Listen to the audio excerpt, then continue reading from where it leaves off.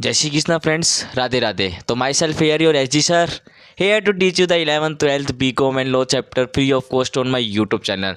तो फ्रेंड्स, ये वाली वीडियो 12th क्लास वाले बच्चों के लिए।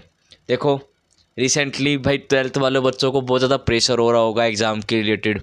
हाँ भाई, होना भी चाहिए। देखो, बोर्ड के एग्ज़ाम है, छोटे मोटे एग्ज़ाम नहीं है। आपकी सक्सेस की सबसे लास्ट टर्निंग पॉइंट होता है जो स्कूल लाइफ को छोड़ेगा और आपके सक्सेस के लिए एक आपको बढ़िया मोटिव देगा, मतलब आपको एक स्टेप देगा जिससे आप अपनी सक्सेस कंप्लीट करोगे। तो दोस्तों, मैं एस जी सर हेयर आपके लिए पूरे 12th वाले बच्चों के लिए मैं लेके आ रहा हूँ बिजनेस के और इकोनॉमिक्स के फ्री लेक्चर मेरे इस यूट्यूब चैनल पे। देखो, सबसे पहले तो आपको क्या करना पड़ेगा भाई, आपको अगर लेक्चर अच्छा लगे तो आप अपने दोस्तों के पास सर्कुलेट करना, ये वाला अपने दोस्तों के साथ सब्सक्राइब करवाना, ठीक है ना, ताकि वो भी साथ साथ पढ़ सके। दूसरी बात मैं आपको पहले बता देता हूँ कि भाई मैं जो पढ़ाऊँगा, अगर आपने अपने नोट्स बना रखे तो ठीक है, आप उसमें मैच कर लेना। जो कोई एक्स्ट्रा है तो आप लिख लेना, समझे। मान लो आप बुक से पढ़ रहे हो, बुक में नहीं है वो चीज़ें जो मैं पढ़ा रहा हूँ, तो आप बुक में भी लिख सकते हो। जिन्होंने नोट्स नहीं बना रखे ना उसके पास बुक है, तो भाई मेरे साथ साथ प्लीज़ स्क्रीनशॉट ले लेना और भाई अपने नोट्स बनाते रहना। समझ में आ गया? तो देखो भाई, आज अपन स्टार्ट करने वाले हैं मैनेजमेंट का चैप्टर। हाँ तो भाई, आज अपन स्टार्टिंग कर रहे हैं भाई अपने बिजनेस स्टडीज़ के चैप्टर की। तो फर्स्ट चैप्टर क्या बोलता है? Management. Are you ready for this session? हाँ, मेरे को पता है मेरे एच जी सर के बच्चे ऑलवेज रेडी रहते हैं भाई पढ़ने के लिए। तो चलो चलो चलो चलो बात करते हैं अपन फर्स्ट मैनेजमेंट के बारे में। देखो भाई, मैनेजमेंट क्या होती है? नाम से ही पता चल रहा है। मैनेजमेंट मतलब किसी ऑर्गेनाइजेशन को मैनेज करना, किसी चीज़ को मैनेज करना, उसे अपन क्या बोलते हैं? मैनेजमेंट। एक एग्जाम्पल से बता दो सर, डेफिनेशन बाद में पढ़ेंगे, एक एग्जांपल बता दो। देखो, आपके ऊपर एग्जांपल लेता हूँ मैं, स्टूडेंट। हाँ भाई, स्टूडेंट भी मैनेजमेंट लगाते हैं। सर क्या बोल रहे हो आप? हमने तो कभी लगाई नहीं। मैं बताता हूँ ना कैसे लगाते हो। देखो, आप एक स्टूडेंट हो, सुबह आपको स्कूल जाना रहता है, तो आप भाई जैसे मान लो स्कूल 8 बजे जाना रहता है, तो आप 6 बजे उठते हो, नहाते हो, धोते हो, खाना खाते हो, टिफ़िन पैक करवा के 8 बजे आप स्कूल जाते हो। 8 से आप 2 3 बजे तक घर पे आते हो, ठीक है। उसके बाद आप देखते हो कि भाई कितना होमवर्क बना है, तो होमवर्क जो आपको स्कूल वालों ने दिया है वो होमवर्क करने के लिए आप अपना टाइम मैनेज करते हो। कितनी देर आपको दोस्तों के साथ घूम के आना होता है, तो कितने देर आपको अपना फ़ोन चलाना रहता है, कितनी फिर आप ये भी डिसाइड करते हो कि मेरे को जल्दी सोना है या फिर लेट सोना है, ताकि मेरे को कल स्कूल में वापस जाना पड़े। समझ गए ना? तो ये क्या होती है? मैनेजमेंट। मतलब अब मैं आपको हिंदी में बताऊं तो मैनेजमेंट का मतलब क्या होता है? मैनेजमेंट मतलब वो एक्टिविटी या फिर अपन बोल सकते हैं वो चीज़ें जो कि अपने ऑर्गेनाइजेशन को, अपने बिजनेस को, ऑर्गेनाइजेशन को इफ़ेक्टिवली और एफिशिएंटली काम करवाए, जिससे कि अपना बिजनेस क्या करे? ग्रोथ करे, जिससे कि अपना बिजनेस ग्रोथ करे। एक और एग्जांपल ले लेता हूँ, जैसे कि मैं हूँ भाई, मेरे को पता है कि भाई इस टाइम ये इस क्लास से, जैसे मैं एक टीचर हूँ तो मेरे को पता है कि भाई आज 12th की क्लास डालनी है, आज बीकॉम की क्लास डालनी है, कि भाई मैंने भी मेरा टाइम टेबल बना रखा है कि भाई 12th का अगर इस दिन में डालूंगा तो मेरा सिलेबस कंप्लीट हो जाएगा क्या नहीं, मैं बच्चों को पढ़ा पाऊंगा क्या नहीं, एक्स्ट्रा कुछ पढ़ा पाऊंगा क्या नहीं। तो ये सारी की सारी चीज़ क्या चीज़ें है? मैनेजमेंट है। आप जिस स्कूल में जाते हो उन्होंने भी अपनी मैनेजमेंट लगा रखी है। लाइक भाई, ये वाली बस आपको लेने जाएगी, मतलब जैसे मान लो कोई गांव में जाके आ रही है, ये वाली बस भाई सिटी में घूमेगी, ठीक है। फर्स्ट लेक्चर कौन लेगा, सेकंड लेक्चर कौन लेगा, मान लो कोई टीचर एब्सेंट हो गया तो उसके साथ मतलब उसकी क्लास जो वाला पेंडिंग हो रही है उसके साथ कौन आएगा, वैकेंट पीरियड में कौन आएगा। तो ये सारी की सारी चीज़ें क्या है? मैनेजमेंट है। ये अपन क्या बोलते हैं? मैनेजमेंट। क्योंकि आज अपन देखते हैं कि बड़ी बड़ी इंडस्ट्रीज है, बड़ी बड़ी टाटा, अंबानी जैसी, अडानी जैसी, ये सारी की सारी जो ये बिजनेस है, ये किसके ब्याव से हो रहे हैं भाई? ये मैनेजमेंट के हिसाब से चल रही हैं। बिना मैनेजमेंट आप बताओ कोई भी बिजनेस आप सक्सेसफुल रन कर सकते हो क्या? Answer is no.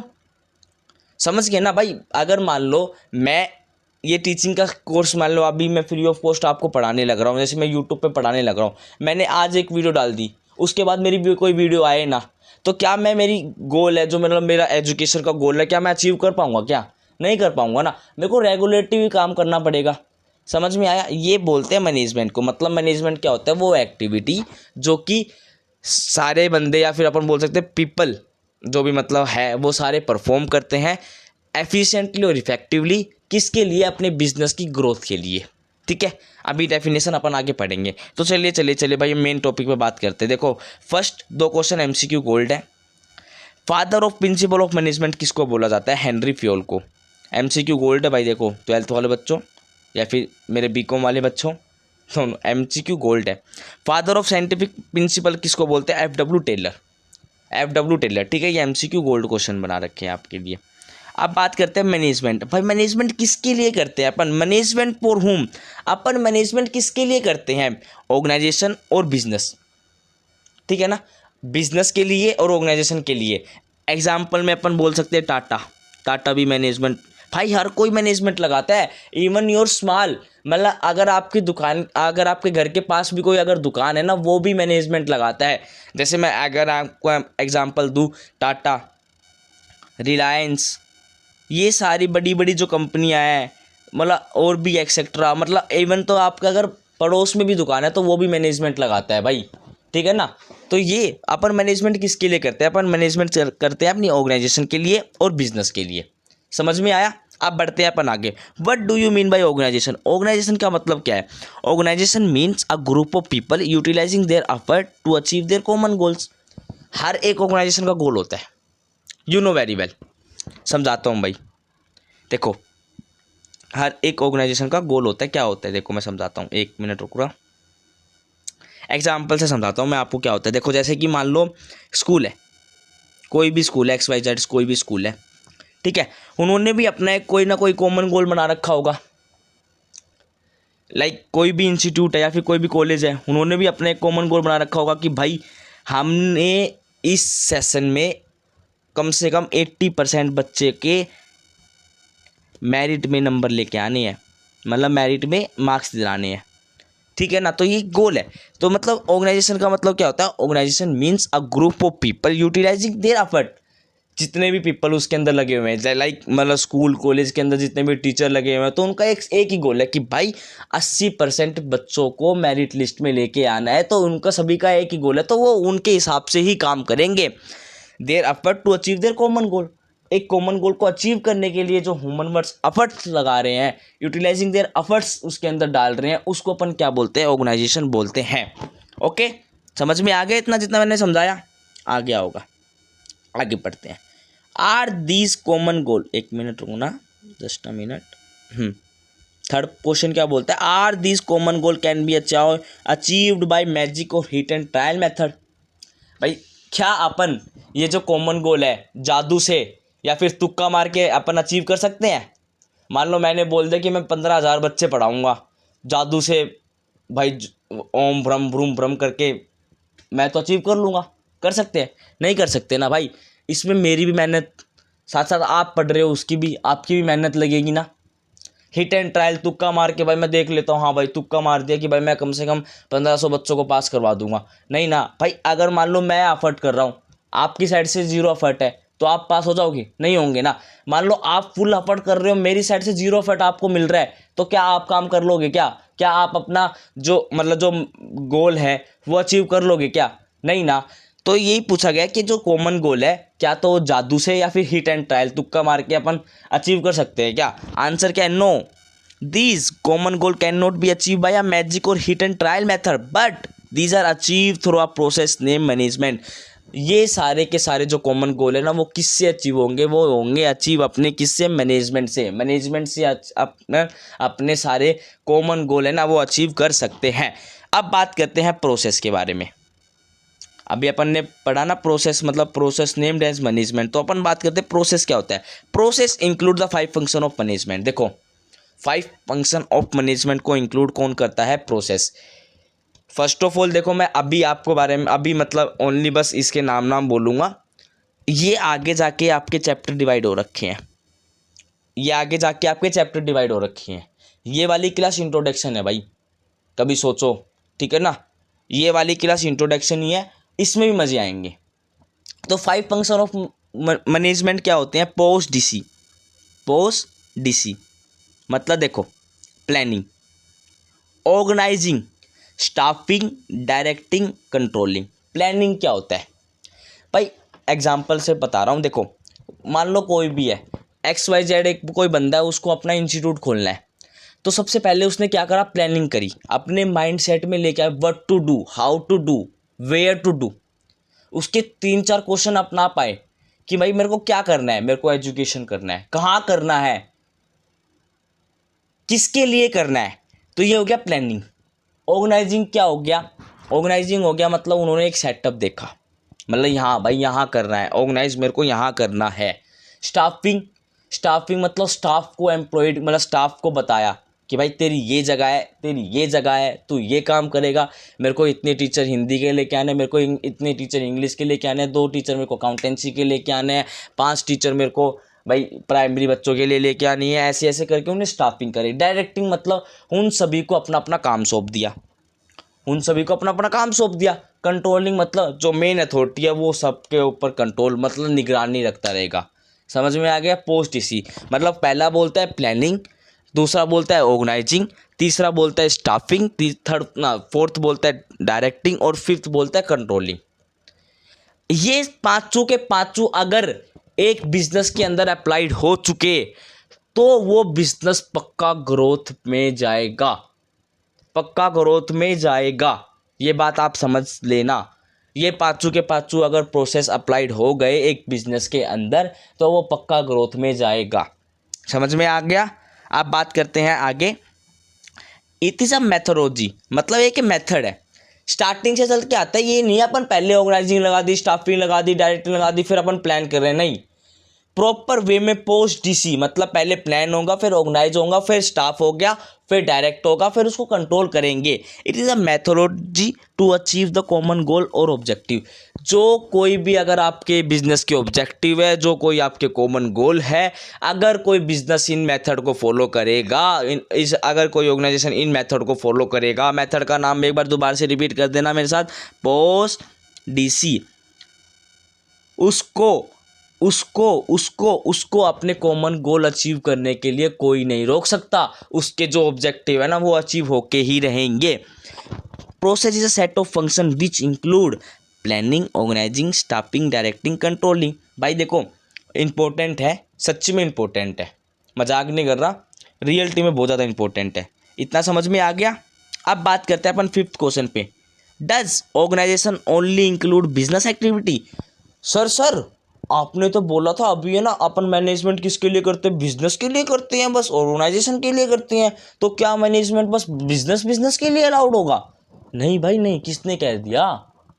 No, management सिर्फ बिजनेस के लिए अलाउड नहीं होगा, नॉन बिजनेस एक्टिविटीज़ के लिए भी होगा। नॉन इकोनॉमिक एक्टिविटी है ना उनके लिए भी अगर अपन मैनेजमेंट लगाते हैं। लाइक कोई भी एनजीओ है, कोई भी एनजीओ है, अगर मान लो उसके अंदर मैनेजमेंट ना हो, उसके अंदर कुछ ना कुछ मतलब हाँ उसके अंदर अगर मैनेजमेंट ना हो तो क्या वो एनजीओ अच्छी तरह चल पाएगी, क्या नहीं चल पाएगी ना। फिर तो मान लो जो फंड आया वो हेरा फेरी होता रहेगा, जो मान लो डोनेशन आया वो भी हेरा फेरी होता रहेगा। अगर मान लो मैनेजमेंट अच्छी तरह नहीं होगी, मैनेजमेंट मतलब जैसे जो मेंबर्स है उसके अंदर काम कर रहे हैं वो उनके बीच में अगर कोऑर्डिनेशन नहीं होगा तो ऑब्वियसली बात है फंड की हेरा फेरी तो चलती रहेगी भाई।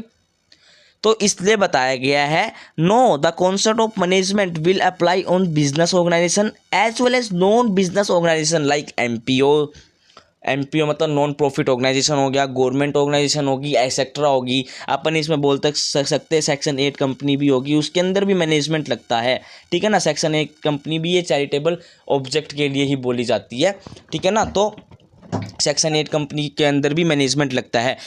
समझ में आ गया ना आपको। हाँ, अब बात करते हैं what are the type of management given by the different management father. कितने टाइप की मैनेजमेंट दी गई है भाई मैनेजमेंट फादर ने। तो पहले बताया गया ट्रेडिशनल मैनेजमेंट, दूसरा बोला गया है मॉडर्न मैनेजमेंट। तो ट्रेडिशनल मैनेजमेंट क्या होती है आप पढ़ते हैं अपन आगे। ट्रेडिशनल मैनेजमेंट क्या होती है। ट्रेडिशनल मैनेजमेंट वो मैनेजमेंट होती है, it's mean art of getting things done through others.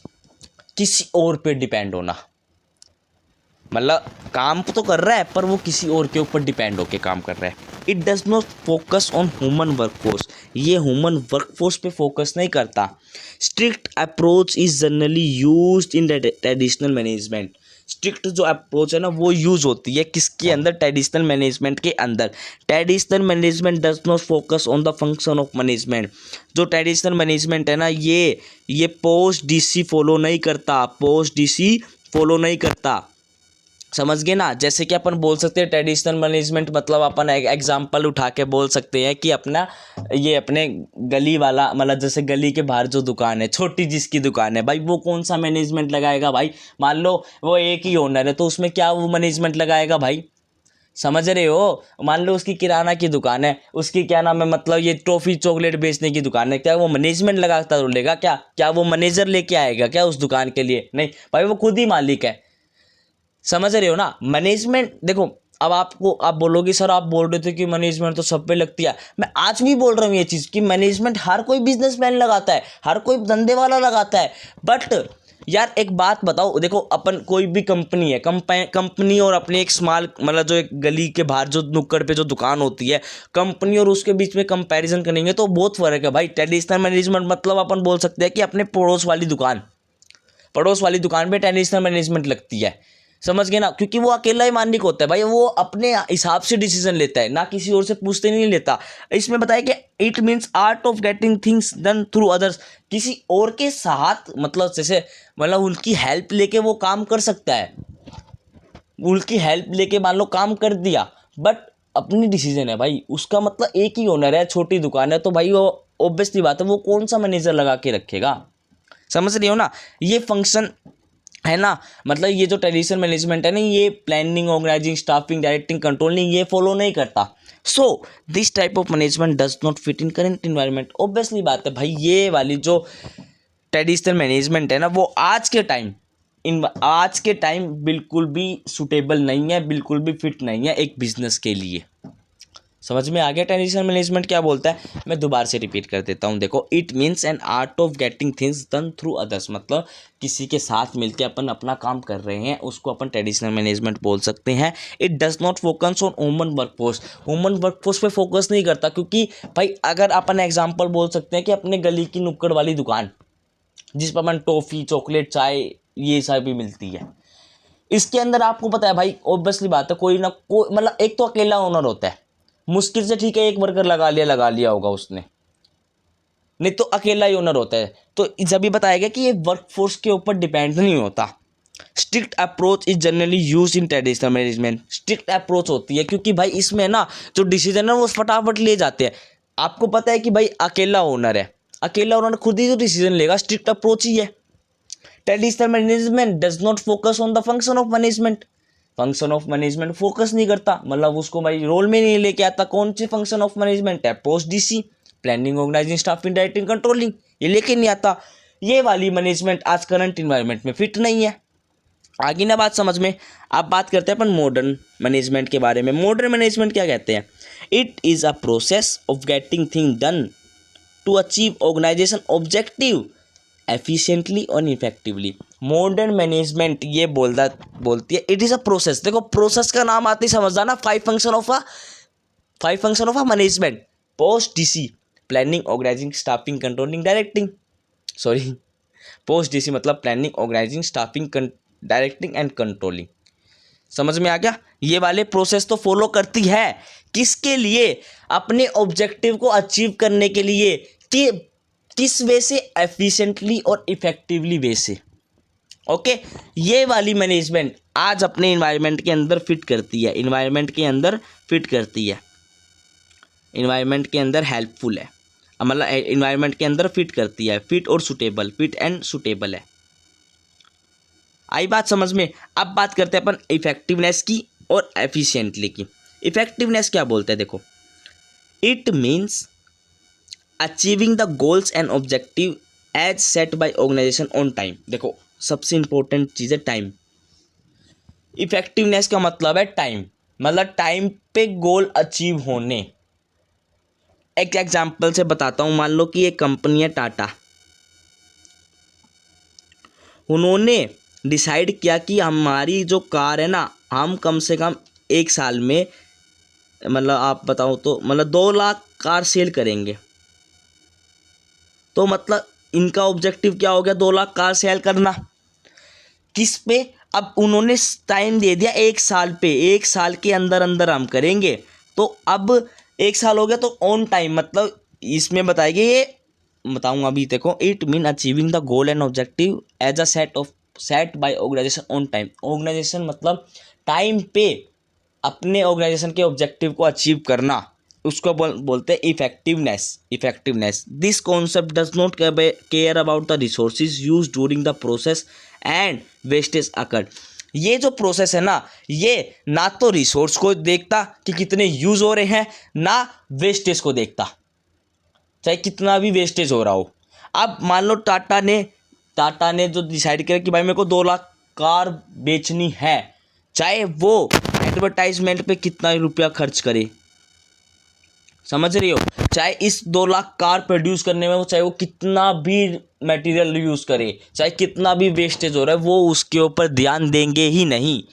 It only focus on the end result. ये बस फोकस क्या करेंगे कि हमें 1 साल में क्या बेचनी है, 2 लाख कार बेचनी है। ये बस यही फोकस करेंगे कि हमें 1 साल में बस 2 लाख कार बेचनी है। और ये क्या है, ब्रॉडर कॉन्सेप्ट है, ये बहुत बड़ा कॉन्सेप्ट है, डिफरेंस में भी आता है, बहुत बार पूछा भी गया है भाई एग्जाम में। आगे समझ में। अब बात करते हैं अपन एफिशिएंसी की। एफिशिएंसी क्या बोलता है, it means doing the task correctly with minimum cost. Minimum cost में अपन अपनी ऑब्जेक्टिव को अचीव कर ले, ये बोलते हैं efficiency. It only focus on resources use during the process. ये किस पे फोकस करता है, जो रिसोर्स अपन ने यूज़ करे ना उसके ऊपर फोकस करता है। It only care about the how much input has been use to produce the good quality output. ये बस फोकस किस पे करता है कि अपन ने कितने इनपुट लगाए और वापिस अपन को कितने आउटपुट मिल रहे हैं। It is a narrow concept. ये क्या है, एक नैरो कॉन्सेप्ट है, छोटा कॉन्सेप्ट है। आई बात समझ में। तो फ्रेंड्स आई थिंक सो, हाँ, ये चैप्टर यहीं पर, मतलब ये जो इंट्रोडक्शन है यही समझ यहाँ पर ही एंड होता है। देखो कुछ नहीं है, ज़्यादा कुछ नहीं है। देखो फर्स्ट ऑफ ऑल अपन ने मैनेजमेंट के बारे में देखा कि मैनेजमेंट क्या होता है, कि भाई हर कोई बिजनेस चलाने वाला मैनेजमेंट लगाता है, ठीक है ना। वेदर आपकी स्मॉल हो चाहे आपका बड़ा हो, सब के सब मैनेजमेंट लगाते हैं।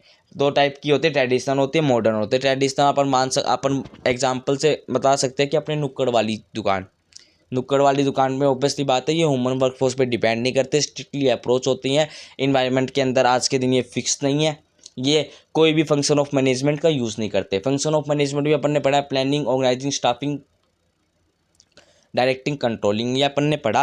फिर अपन ने मॉडर्न के बारे में, मॉडर्न मैनेजमेंट के बारे में पढ़ा। मॉडर्न मैनेजमेंट क्या है, ये प्रोसेस है जिसके अंदर अपन क्या करते हैं, अपनी ऑर्गेनाइजेशन ऑब्जेक्टिव को अचीव करते हैं। किसके बेस, एफिशिएंटली और इफेक्टिवली के साथ। इफेक्टिवली क्या कहती है, मतलब एफिशिएंटली और इफेक्टिवनेस क्या कहती है, टाइम पे कंप्लीट होना। रिसोर्स का ना तो ये कोई केयर करती, ना कोई, मतलब ये चाहे वेस्टेज कितना ही हो उसको, इनको फ़र्क भी नहीं पड़ता, ठीक है ना। थर्ड पॉइंट क्या बोलता है, ये बस एंड रिजल्ट पे फोकस करता है और ये ब्रॉडर कॉन्सेप्ट होता है। एफिशिएंट क्या बोलता है, एफिशिएंट मतलब मिनिमम कॉस्ट यूज़ करनी, अपन कितना इनपुट लगाएं जिससे अपन को गुड क्वालिटी आउटपुट मिल सके। और ये हेल्प करती है अपने रिसोर्सेज को मिनिमाइज़ करने के लिए, अपनी कॉस्ट को मिनिमाइज़ करने के लिए। ये एक नैरो कॉन्सेप्ट होता है, बस यही है कंक्लूजन लास्ट का। आई थिंक सो आपको ये फर्स्ट पार्ट जो अपन मैनेजमेंट के बारे में पढ़ रहे हैं अच्छी तरह समझ में आ गया होगा। तो दोस्तों मिलते हैं नेक्स्ट वीडियो में। Bye bye, thank you, have a nice day.